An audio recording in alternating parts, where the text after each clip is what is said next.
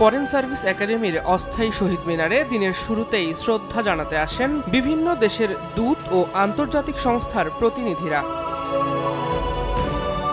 পরে পররাষ্ট্র মন্ত্রণালয়ের আয়োজনে টেকসই উন্নয়নের জন্য মাতৃভাষা শীর্ষক এক আলোচনা সভা ও সাংস্কৃতিক পরিবেশনা অনুষ্ঠিত হয়।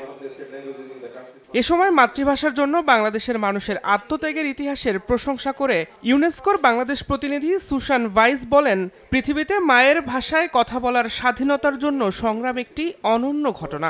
বাংলাদেশের মতো পৃথিবীর সব দেশের শিশুরা মাতৃভাষায় কথা বলুক। When students learn in their mother tongue, comprehension, engagement and critical thinking are enhanced. And this is what we wish to see for every child in every country around the world. And Bangladesh is well on the journey to making this happen. এ সময় টেকসই উন্নয়নে মাতৃভাষার গুরুত্ব তুলে ধরেন পররাষ্ট্র সচিব। তিনি বলেন, জুলাই অভ্যুত্থান সংস্কৃতি সহ সব ক্ষেত্রে সমতা নিশ্চিতের সুযোগ তৈরি করেছে। বাংলা ভাষা ও সংস্কৃতি বিশ্বব্যাপী ছড়িয়ে দিতে গুরুত্বের সঙ্গে কাজ করছে বর্তমান সরকার।